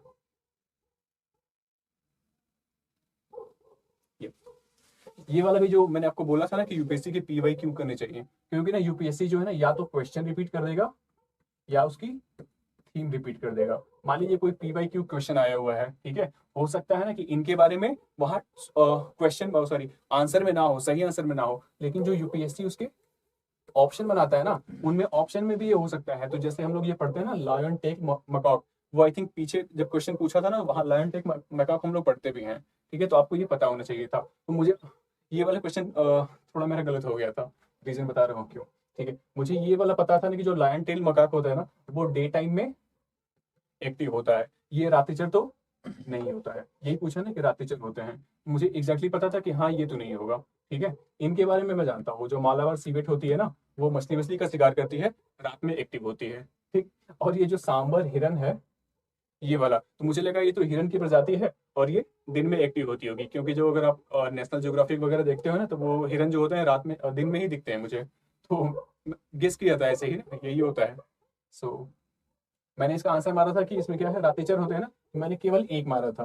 ठीक है, बाद में आकर देखा यहाँ पे कोचिंग वालों का ना, तो वो बोल रहे थे कि जो सांबर हिरन भी होता है वो भी नाइट में ही एक्टिव होता है। तो ऐसी बात वो नहीं है कि आप परेशान हो जाओ कि गलत हो गया। गेस करना था, इजी गेस करने के लायक तो क्वेश्चन था ना, आप लगा सकते थे। ठीक है, तो एक तो ये हो गया। हम इसे सीख कह सकते हैं। देखिए, ये जो लायन टेल मकॉक है, आपका मालाबार सीवेट है, ठीक है, ये दो आप कहाँ पढ़ते हो? जब हम लोग आपके नेशनल पार्क्स वगैरह पढ़ते हैं ना, नेशनल पार्क, बायोस्फीयर रिजर्व। ठीक है, तो जो आप जैसे हम लोग जब पढ़ते हैं, तो जो जैसे ये वेस्टर्न घाट है, ठीक है, तो ये जो लायन टेल मैकाक है ना, यहाँ की ये फ्लैगशिप स्पीसीज है। ठीक है, जो मालाबार सीवेट है यहाँ की फ्लैगशिप स्पीसीज है। ठीक है, ऐसे ही जब इधर आप आओगे ना, ये वाला जो यहाँ पे आएगा, असम के जो नेशनल पार्क है, वहां पे आपका राइनो है। ठीक है, ऐसे ही आप ऊपर वाले में जाओगे ना, तो वहां पे स्नो लेपर्ड है। ठीक है, तो आप इन जो जानवर है ना उनके थोड़े थोड़े बिहेवियर के बारे में देख लीजिए कि क्या क्या फीड करते हैं, नॉक्टर्नल है कि नहीं है।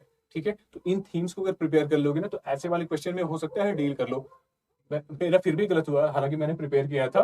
कोई बात नहीं, रिस्क तो ऐसे ही लेते हैं ना। ऐसे ही 3 क्वेश्चन आएंगे, एक गलत होगा 2 आपका सही हो जाएगा, तो अल्टीमेटली आपको पॉजिटिव ही देगा, पेबैक मिलेगा। ठीक है, मैंने मारा था क्या था, मैंने 1 मारा था, इसका आंसर 2 था। ठीक है, 15th क्वेश्चन। हाँ, जो मैं आपको बोल रहा था ना PYQ, देखिए PYQ इंपॉर्टेंस कितनी होती है। ये वाला जो था ना, ये वैगल डांस, वैगल डांस, ठीक है, मधुमक्खी करती हैं। और ये क्वेश्चन कहाँ आया था, बीपीएससी में शायद पूछ चुका था 2022 या 2021 वाले में, जो एग्जाम वहाँ पे हुआ था ना बीपीएससी का, वहां पे ये वैगल डांस था और वो जो इल्मेनाइट वाला क्वेश्चन था वहां पे था। ठीक है, लेकिन तब मैंने पढ़ नहीं रखा था, लेकिन फिर भी मेरा आंसर सही था। कैसे, ये यही होता है, आप ना गेस करते हो, थोड़ा सा लॉजिक लगाते हो। तो लॉजिक लगाइए, देखिए क्या पूछ रहा है कि निम्नलिखित में से जो कौन सा जीव है अपने भोजन के स्रोत की दिशा और दूरी बताने के लिए अपने रिश्तेदारों के लिए वैगन डांस करता है। रिश्तेदारों मतलब बोल रहा है ना, तो इसमें सोशल एनिमल कौन होता है, ये जो 4 ऑप्शन है, चारों में से आपको कौन सा लग रहा है कि ग्रुप में रहेगा, थोड़ा सोशल टाइप का होता है। ठीक है, मधुमक्खी के बारे में सुन रखा है ना कि वो बिल्कुल बी बना के रहती हैं, उसमें रानी होती हैं, कुछ वर्कर होती हैं, कुछ सैनिक होते हैं। ठीक है ना, तो मैंने ये गेस लिया था और मेरा सही था। ठीक है, 16, यहाँ पे देखिए जो एलिमिनेशन की बात करते हैं ना, ये वाला, अगर हम लोग ये फैक्ट नहीं, मतलब जो एलिमिनेशन का रूल है कि अगर स्टेटमेंट जो है ना बिल्कुल मॉडरेट साउंड कर रहा है, ठीक है, बिल्कुल जोर दे के नहीं कर रहा है, बिल्कुल बोल रहा है कि कुछ टाइप के, ठीक है, बिल्कुल मॉडरेट साउंड कर रहा है, तो उसके सही होने के चांसेस अधिक होते हैं। जैसे क्या पढ़िए, बोल रहा है ना पहला स्टेटमेंट कि जो कुछ मशरूम होते हैं उनमें औषधि गुण होते हैं, तो आप बताइए मशरूम की इतनी प्रजातियां होती हैं, उसमें से कुछ में औषधि गुण हो सकते हैं ना, प्रोबेबिलिटी तो है ना, तो ये स्टेटमेंट सही होता है। आप इसको बुक में नहीं मिलेगा, स्टेटमेंट यही पढ़िए और अपना दिमाग लॉजिक लगाइए ना कि हो सकता है कि नहीं हो सकता है। बिल्कुल हो सकता है कि कुछ मशरूम जो हो सकते हैं उनमें औषधि गुण हो, जो कुछ मशरूम होते हैं वो साइको एक्टिव गुण होते हैं, हजारों प्रजातियां हैं, हो सकता है कि किसी में हो सकता है, सही है। कुछ मशरूम जो होते हैं ना उनमें कीटनाशक गुण होते हैं, सही है। कुछ मशरूम जो होते हैं ना वो बायोल्यूमिनेसेंट होते हैं, मतलब चमकते हैं। ठीक है, अगर नेशनल ज्योग्राफिक देखो ना तो इस पे है, मैंने ये वाला देख रखा था कि कुछ लोग जो खा के होते हैं ना नशे में चले जाते हैं, और कुछ जो होते हैं ना रात में वो होते हैं, बायोल्यूमिनेसेंट होते हैं, चमकते हैं रात में। लेकिन आपको इतना देखने और पढ़ने की जरूरत नहीं थी, ये जो लॉजिक है ना यही एलिमिनेशन का है, आपको कहीं मिलेगा नहीं। यहीं पढ़िए सेंस क्या कह रहा है कि हाँ हो सकता है, हो सकता है, तो इसके आंसर क्या होंगे, सारे के सारे सही है। ठीक है, तो आप जो एलिमिनेशन और गेस वाला है ना इसको पकड़ लीजिए कि अगर स्टेटमेंट में लिख रहा है कुछ और हो सकते हैं, अगर ऐसी वाली लैंग्वेज है ना तो उसके सही होने के चांसेस सही होते हैं। और थोड़ा इनका ना जो एलिमिनेशन या फिर जो गेस करने वाला होता है ना, उसमें प्लीज वो इंग्लिश वाला जो पार्ट होता है ना वो पढ़िए होगा, क्योंकि जो यूपीएससी जो होती है ना वो एक उसका टोन होता है, उसका टोन पकड़ोगे ना कि टोन उसका मॉडरेट है या फिर उसका टोन काफी एक्सट्रीम है। जैसे इसमें है ये वाला, अगर कहीं लिखा रहा है सम मशरूम है मेडिसिनल प्रॉपर्टी, तो जो सम होते हैं ना या फिर कैन होता है, तो उसके चांसेस होते हैं कि वो सही हो जाए, तो इसका आंसर है सारा सही। इजी क्वेश्चन था। अगला, ये वाला भी कहीं मेरा मैच किया था ना तो कहीं मेरे सही हो रहे थे, कहीं गलत हो रहे थे। भारतीय गिलहरियों के बारे में पूछ रहा था। जो यूपीएससी जो है ना उसका नाम UPSC, union public service commission है ना, ऐसे क्वेश्चन की वजह से इसका नाम पड़ गया है unpredictable public service commission. Question कहीं से भी पूछ ले रहा है, तो भारतीय गिलहरियों के बारे में। ठीक है, लेकिन ऐसे क्वेश्चन होते हैं ना इन्हीं में आपको गेस करना होता है। गेस कीजिए, 4 क्वेश्चन ऐसे आएंगे ना, एक में हो सकता है गलत हो जाए, 2-3 तो आपका सही हो जाता है। जैसे भारतीय गिलहरी है, ये जमीन में बिल बनाकर घोंसला बनाती है। मैंने जो किया था मैं वो बता रहा हूँ ना, सही क्या होता है मुझे नहीं पता, अब तो यूपीएससी डिसाइड करेगी ना, क्योंकि कहीं से सही भी हो रहा था कहीं गलत हो रहा था। तो जैसे भारतीय गिलहरियों के बारे में था, ये जमीन में बिल बनाकर घोंसला बनाती है। मैंने तो देखा नहीं था, मैंने तो देखा था ना वो रेस्ट करने के लिए या फिर बचने के लिए पेड़ों पे जाती हैं, तो मुझे लगा उस टाइम लगा था कि ये जो है ना जमीन में तो नहीं बनाती होंगी, तो मैंने इसको गलत माना था। दूसरा, वे अपनी खाद्य सामग्री जैसे मेवे और जो बीज होती है ना जमीन में जमा करती हैं। खाना वाना खाते हैं उनको मैंने जमीन में देखा था कि वो जमीन में ही तो अपना वो फीडिंग के लिए आती हैं, तो मैंने लॉजिक लगाया कि क्या पता सही हो जाए, ऑब्जर्वेशन वाला था तो मैंने ले लिया इसको ऐसे ही। अगला, ये सर्वाहारी होती हैं, ये तो पता था कि वो नट्स वट्स खाती हैं, ठीक है, मे भी कुछ खा लेती हों, जैसे चींटी, दीमक वगैरह तो खाती होंगी। मैंने ये लॉजिक लगाया था, मैंने ज्यादा दिमाग नहीं लगाया था, और मैंने इसका आंसर मारा था 2। किसी किसी इंस्टीट्यूट में बोल रहे थे कि हाँ इसका 2 आंसर होगा, उसने इसको तीनों बोल रहे थे कि सही है। देखिए यूपीएससी क्या मानती है, बट ऐसे रिस्क लेना है, ठीक है, हो सकता है सही हो गया होगा। अगला, जो अभी हम लोग जो गेसिंग की बात कर रहे थे ना, लॉजिकल गेसिंग, यही होता है। क्या बोल रहा है, कुछ जो सूक्ष्म जीव होते हैं ना, वो पानी के जो बॉइलिंग पॉइंट है, क्वथनांक है, उससे ऊपर तापमान वाले वातावरण में विकसित हो सकते हैं। 2 वर्ड पकड़िए, कुछ और हो सकते हैं। सही है ना, कि इतने सारे वो आपके माइक्रो ऑर्गेनिजम्स होते हैं, हो सकता है कि कुछ जो होते हैं ना बॉइलिंग पॉइंट से ऊपर होते हैं। और जब हम लोग पढ़ते हैं ना वायरसेस वगैरह के बारे में, वायरस बैक्टीरिया, तो ये पॉइंट पढ़ते हैं ना कि वो बहुत होते हैं, हो जाते हैं। गर्म वाले में रह सकते हैं, बिल्कुल ठंडे में रह सकते हैं, एसिडिक में रह सकते हैं, ऑमनी प्रेजेंट होते हैं, सब जगह पाए जा सकते हैं। अगला, जो कुछ सूक्ष्म जीव होते हैं पानी के हिमांक के नीचे हो सकते हैं, हो सकते हैं। कुछ सूक्ष्म जीव कम पीएच वाले, जो हाईली एसिडिक वातावरण होता है ना, उसमें विकसित हो सकते हैं। ठीक है, हो सकते हैं, बिल्कुल इजी था। ठीक है, तो ये हम लोग पढ़ते नहीं है, लेकिन जो वहां पे आएगा इंस्टेंट आपको गेस करना है, लॉजिक अपनी लगानी है ना, तो ये वाला था। ठीक है, तो इसका आंसर क्या हो जाएगा, तीनों, और ये सही था। कुछ ही क्वेश्चन देखिए, अब तक हम लोगों ने 18 क्वेश्चन किए हैं ना, उसमें से हो सकता है ना 3 या 4 क्वेश्चन जो है ना वो थोड़े टफ थे, बाकी तो लॉजिकली सही हो रहे थे ना, बेसिक कॉन्सेप्ट और थोड़े लॉजिक से। तो ऐसे ही होता है, बिल्कुल मिक्स ही फीलिंग उस समय एग्जाम देते वक्त आती है। कुछ क्वेश्चन आपको लगेंगे कि बहुत टफ है, हवा नहीं लग रही है, छोड़ दीजिए उसको। बाकी जो इजी वाले क्वेश्चन है ना, उनको तो थोड़ा शांति से करिएगा। अगला 19 क्वेश्चन क्या कह रहा है, हाँ ये भी था, ऑब्जर्वेशन था। एक्चुअली बताऊं, मेरी हॉबी जो है ना वो नेशनल ज्योग्राफिक देखने की है, तो जो बड़े यूनिक से है ना, लगभग मैं उसमें काफी सहज होता हूँ करने में। और ऑनेस्टली बता रहा हूँ ना, मुझे बिल्कुल पता था, देखते ही पता था कि इसका आंसर जो होगा ऑरंगुटन होगा। ठीक है, क्या बोल रहा है, निम्नलिखित में से कौन किसी पेड़ या लकड़ी के गट्ठर से कीड़ों को निकालने के लिए छड़ी की सहायता से उपकरण बनाता है। मैंने देख रखा था, मैंने ना जो सीरीज देखी थी, उसमें इन दो के बारे में ना, फीडिंग हैबिट, जैसे एक वो सीरीज चला रहे थे कि जो अलग अलग जानवर होते हैं ना, उनकी बड़ी यूनिक सी फीडिंग हैबिट होती है। तो मैंने इनके दो के बारे में तो जानता था। जो ऑरंगुटन होता है ना, वो हाथ से स्टिक का इस्तेमाल करता है, दीमक निकाल के खाता है। और ये जो ऑरंगुटन होता है ना, वो पानी में रहता है, पानी में से उल्टा लेट के अपने चेस्ट पे पत्थर रखता है, देन क्रश करके उसके क्रैब को वो खाता था। ठीक है, तो दो तो मुझे पता, आंसर सीधा पता था। ठीक है, लेकिन मैं क्या बता रहा हूँ, गेस आप कर सकते थे क्या। ठीक है, देखिए गेस अगर करना हो ना, तो मैं कैसे करता हूँ। क्या बोल रहा है, हाथों का इस्तेमाल करता है, पेड़ या लकड़ी के गट्ठर से कीड़ों को निकालने के लिए छड़ी की सहायता से एक उपकरण बनाता है। ठीक है, मतलब उसके जो हाथ होने चाहिए ना, ऐसे होने चाहिए ना कि वो स्टिक को होल्ड कर सके। आप बताइए, जो बिल्ली होगी ना, वो कर पाएगी क्या, उसके तो क्लॉज होते हैं, तो वो तो ऐसे होल्ड नहीं कर पाएगी, तो इसको तो आप आंसर काट देते हैं। ठीक है, ऊद मिलाओ, अगर जानते हो तो ठीक है, नहीं है वैसे ज्यादा गेस नहीं करना था यार, आ गया था मुझे। इधर थोड़ी सी इंटेलिजेंस इसकी ठीक ठाक होती है। ठीक है, तो इसका आंसर ये था। थोड़ा टफ था, अगर नहीं नहीं है ना इस टाइप का ओरिएंटेशन, तो मे भी टफ हो सकता था, मेरे लिए इजी था। ठीक है, तो रखते हैं इसको मीडियम वाले में।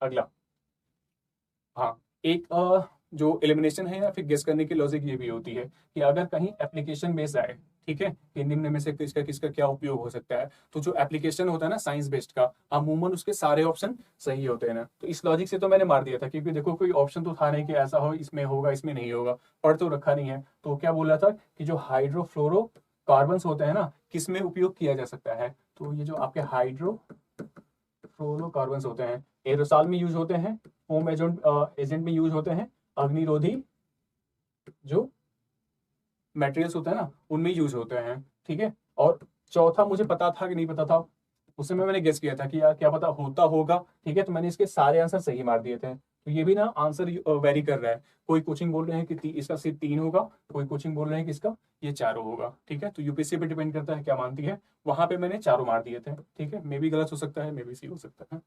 ठीक है, लेकिन आगे के लिए मैं बता रहा हूँ ना, अगर आपको कुछ वो नहीं लगता है, अगर आप में चारों में से ना कोई एग्जैक्ट नहीं पता है कि ये होगा कि नहीं होगा, तो अगर गेस करना चाहो ना, तो ये कर सकते हो कि अगर एप्लीकेशन पूछ रहे हैं ना साइंस का, तो आप चारों टिक कर सकते हो ना। बहुत हद से चांस है, 90% चांसेस है कि वो सही हो जाएगा। ठीक है, तो रिस्क ऐसे ही लेना है, हो सकता है कि आपके फेवर में काम करेगा। यस, इकोनॉमी का क्वेश्चन था, थोड़ा टफ था, मीडियम था थोड़ा सा। जो इंफ्रास्ट्रक्चर इन्वेस्टमेंट ट्रस्ट होते हैं उनमें जो जमा राशि होती है उस पे ब्याज से जो आय प्राप्त होती है ना। क्वेश्चन कुछ गलत है।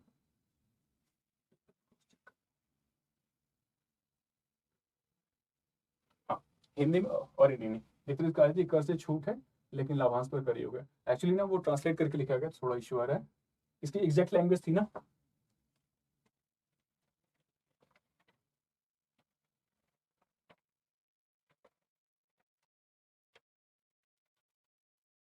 इसकी ना एग्जैक्ट लैंग्वेज थी, आधारिक संरचना निवेश न्यासों में जो जमा हुई ब्याज की जमा से हुई ब्याज की जो आय होती है जो उनके निवेशकों में वितरित की जाती है वो कर से छूट प्राप्त होती है, किंतु जो उसका डिविडेंड होता है ना, लाभांश जो होता है, कर योग्य होता है। ठीक है, तो अगर स्टेटमेंट होता तो बताता है। इंग्लिश देखते हैं ना, इसमें जो लॉजिक लगा था मैंने जो वहां लगाया था, ये आंसर मेरा सही था actually. Interest income from the deposits in infrastructure investment trust distributed to their investor is exempted from tax, but the dividend is taxable। ठीक है, वहां के लिए बता रहा हूँ। ठीक है, आपको अगर आ रहा है तो बहुत बढ़िया है। तो मैंने देखो ना इन्वेस्ट के बारे में कुछ कुछ तो सुन रखा था, ठीक है, बट ये नहीं सुन रखा था कि उनसे जो उन पे जो ब्याज मिलती है ना वो टैक्स से उसमें छूट होती है, उन पे जो डिविडेंड होता है ना उस पर टैक्स लगता है। और जहां देखिए ये ना कॉम्प्लेक्स अगर सेंटेंस को बना रहा है ना, बहुत ज्यादा कॉम्प्लेक्स अगर सेंटेंस को बना रहा है तो उसके चांसेस होते हैं कि वो गलत होगा। ठीक है ना, तो इस बेसिस पे मैंने इसको स्टेटमेंट को गलत किया था। ठीक है, और ये बिल्कुल सीधी सीधी बात बोला था कि जो इन्वेट्स होते हैं ना वो इन्वेट्स को वित्तीय संपत्तियों का प्रतिपूर्ण मतलब सरफेसी जो एक्ट है उसके तहत उधारकर्ता के रूप में मान्यता दी जाती है। ठीक है, ये थोड़ा फैक्ट था। उसमें मैंने गेस किया था ना कि यार मैं भी मैंने रिस्क लेता हूँ ऐसे ही। ठीक है, तो वहां पे ये सही था, मैंने इसको बोला था कि ये सही है और ये गलत है, तो इसको मुझे अच्छा मिला था लाभ। दो आंसर 2 नंबर मुझे मिल गए थे। तो इसका क्या है, पहला वाला मैंने गलत किया था, दूसरा सही है, तो इसका आंसर जो होगा डी होगा।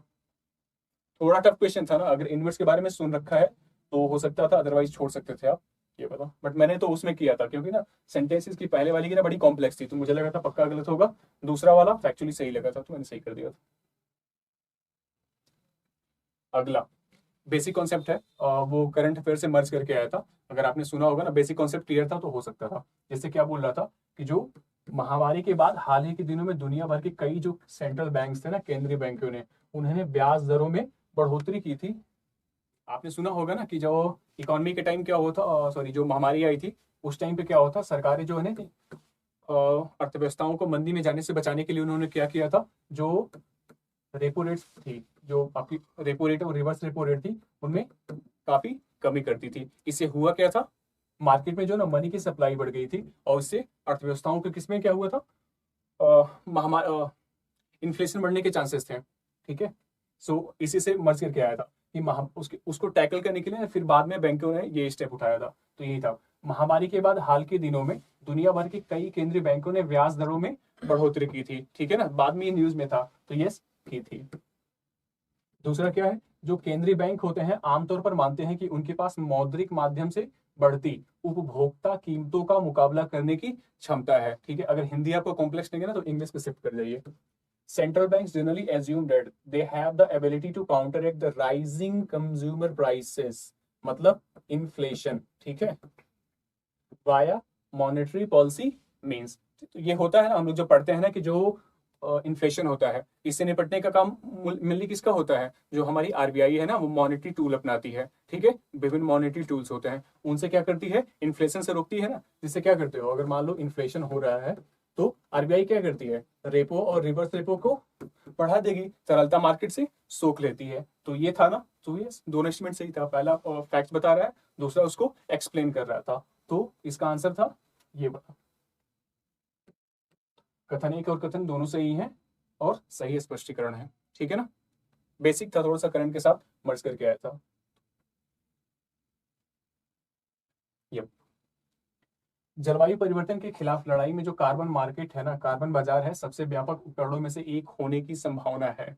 ठीक है, पढ़ते भी है ना कि अगर आप जो कार्बन मार्केट डेवलप करोगे तो जो ज्यादा पोल्यूट कर रहा होगा उससे आप पैसे लो, जो कम पोल्यूट कर रहा है उसको दे दो।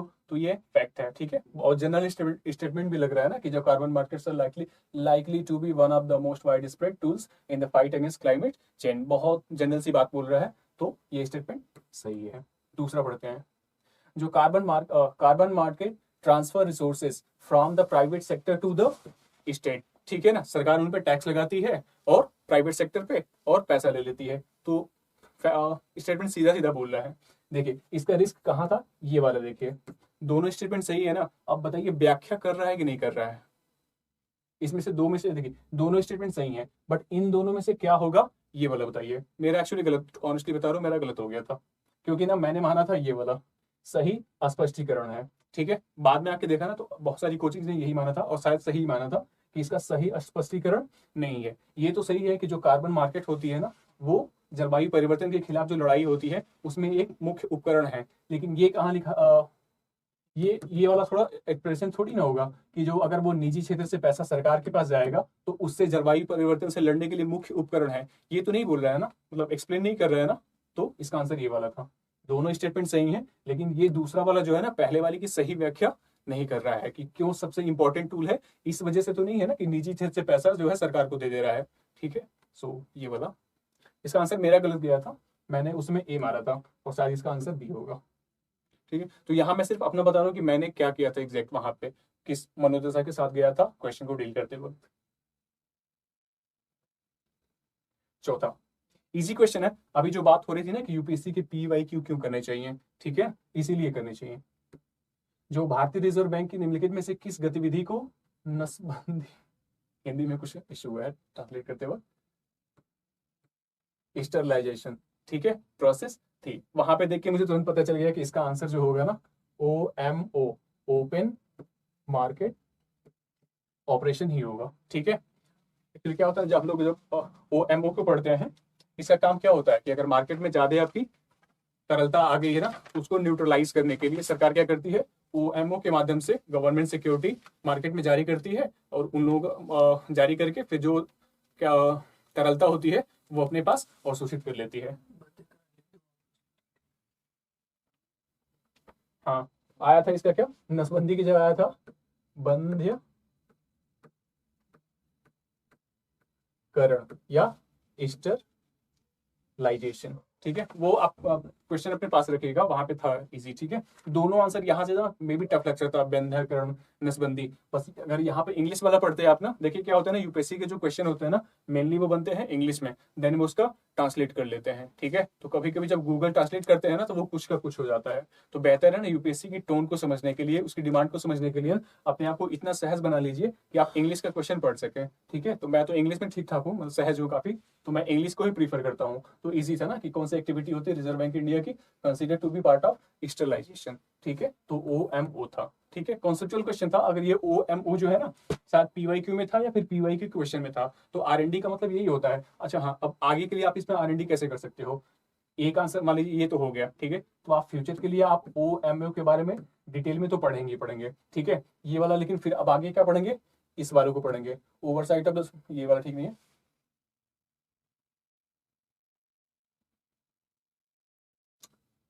ये जो तीनों टॉपिक है ना इकोनॉमी के, इनके बारे में अपनी कोर कॉन्सेप्ट कर लोगे। मुझे लगा था कि कोई टर्म लिखा होगा उसके बारे में। तो अगर यूपीएससी ना जैसे मान लीजिए कि एक इसका तो आंसर सही हो गया है, ठीक है, तो अमूमन क्या होता है ना, सिर्फ हम लोग एक्सप्लेनेशन में क्या करते हैं उसी को पढ़ते हैं, ठीक है। रिस्पॉन्सिबिलिटी हमारी यही खत्म नहीं होती है। R&D का मतलब क्या होता है, आप इसके बारे में तो पढ़िए पढ़िए, जो बाकी जो 3 छूट गए हैं ना उनके बारे में आप गूगल कीजिए, उनके बारे में अपनी नॉलेज लीजिए। और अक्सर यही होता है कि आगे आने वाले एग्जाम में क्या होता है, उनसे रिलेटेड कहीं ना कहीं पूछ लेता है, ठीक है। जैसे गैर बैंकिंग वित्तीय संस्थान जो आपके NBFCs है ना, तो आप NBFCs के बारे में पूरा जो भी नॉलेज होगा ना उसको आप पढ़ लीजिएगा। मे भी हो सकता है कि आने वाले एग्जाम में हेल्प हो जाए। ये इजी क्वेश्चन था, बेसिक इकोनॉमी ही थी। अगर लेकिन थोड़ा सा ना साउंड रह के वहां पे किया होता तो शांत रह के, जैसे क्या बोल रहा है, उपयुक्त में से जो कितने हैं ना वो पूंजी बाजार है, ठीक है। ये आपका देखिए बेसिक से क्वेश्चन है, साथ ही साथ मैं कह सकता हूँ ना कि जो थीम रिपीट हुई है, अभी बता रहा हूँ कैसे। इसके पहले यूपीएससी ने ना ट्रेजरी बिल मार्केट पूछ रखा है, ठीक है। सरकारी बॉन्ड के बारे में भी पूछ रखा है। वो स्टेटमेंट के बारे में आया था कि निम्न में से कौन सा जो होता है ना वो आप जारी कर सकता है। तो क्वेश्चन यही था कि जो केंद्र सरकार होती है वो ट्रेजरी मार्केट जारी करती है, राज्य सरकारें नहीं जारी कर सकती है, ऐसे कुछ क्वेश्चन था। तो अगर आपने इसके बारे में सर्च किया होता ना तो आपको पता चलता। तो जैसे क्या पूछ रहा है कि पूंजी बाजार क्या होते हैं, ठीक है। बेसिक कॉन्सेप्ट हम लोगों ने पढ़ा होगा ना कि पूंजी मार्केट बाजार क्या होता है और मनी मार्केट क्या होती है। पूंजी बाजार क्या होता है कि जिसमें ऐसी एसेट का लेन देन होता है जिनकी ड्यूरेशन क्या होती है, 1 साल से अधिक होती है, ठीक है। लेकिन इसमें हम लोगों ने जो अगर PYQ पढ़ा होता है या फिर स्टेटमेंट पढ़ा होता है ठीक ठाक से, तो ये वाला जो मनी मार्केट होता है ना, क्या होता है, ये शॉर्ट टर्म का होता है। सरकारें क्या होती हैं, अगर जो केंद्र सरकार होती है उसको 1 साल से कम के लिए धन उगाही करनी है ना, तो फिर वो ट्रेजरी बिल जारी करती है ना। तो मतलब ये वाला जो होगा वो क्या है, वो तो मनी मार्केट से है, कैपिटल मार्केट से होगा नहीं, क्योंकि इसका तो 1 साल से कम है। इसका पढ़े हो गया आप। ये भी जो है ना PYQ है।